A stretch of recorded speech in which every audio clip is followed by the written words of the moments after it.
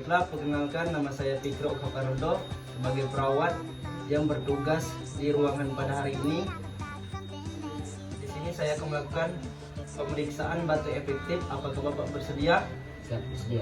Saya akan mempersiapkan satu gelas air hangat, satu plastik isi tisu atau pasir, dan mempersiapkan diri dan lingkungan sekitar. Ini Bapak tarik nafas dalam, keluarkan, tarik nafas dalam, keluarkan, terus tarik nafas dalam, tahan 3 detik, lalu keluarkan. Nah, itulah langkah-langkah pemeriksaan batuk efektif. Saya akhiri, wassalamualaikum warahmatullahi wabarakatuh.